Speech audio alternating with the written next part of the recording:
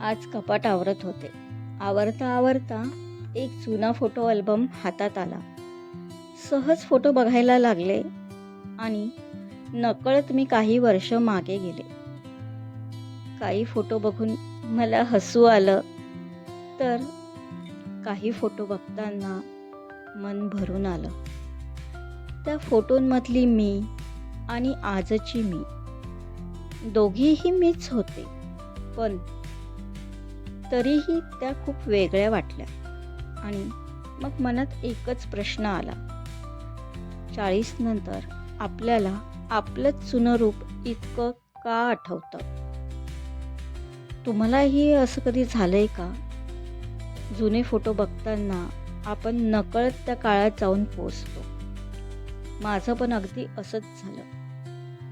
त्या फोटोंमध्ये मला फक्त माझा चेहरा दिसला नाही, तर त्यावेळची मी दिसली, जी तरुण होती, उत्साही होती, खूप स्वप्न बघणारी होती आणि ती स्वप्न पूर्ण करण्यासाठी आपल्याकडे भरपूर वेळ आहे असं मानणारी होती. पण आज मी तशी तरुण राहिली नाही, तरीही माझ्यातला उत्साह संपलेला नाही. स्वप्न अजूनही आहेत, फक्त त्यांची गती थोडी कमी झाली आहे. आधी एखादं काम एका दिवसात पूर्ण व्हायचं. आज तेच काम पूर्ण करायला थोडा जास्त वेळ लागतो. उदाहरण द्यायचं तर पूर्वी मी पूर्ण किचनचं काम एका दिवसात करायचे.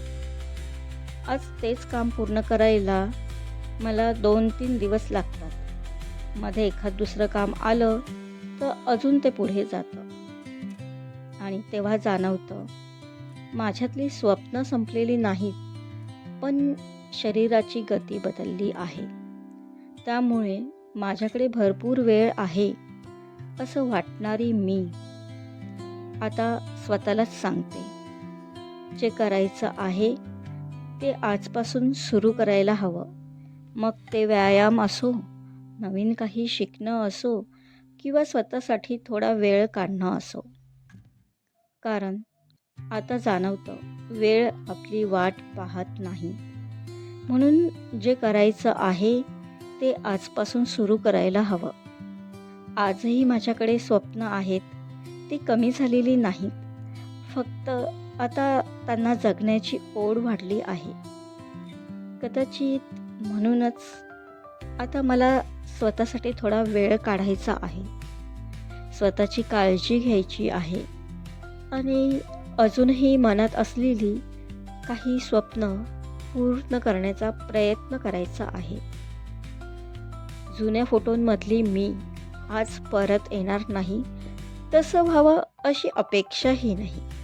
पण आजची मी अशी जगायची आहे की काही वर्षांनी आजचा फोटो बघितला तर मनाला आनंद व्हावा आणि स्वतःशीच म्हणावं, हो, मी प्रयत्न केला होता.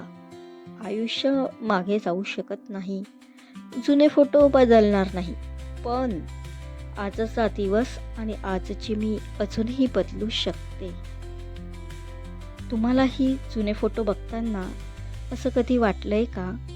तुमचाही असा एखादा अनुभव असेल तर मला कमेंटमध्ये नक्की सांगा.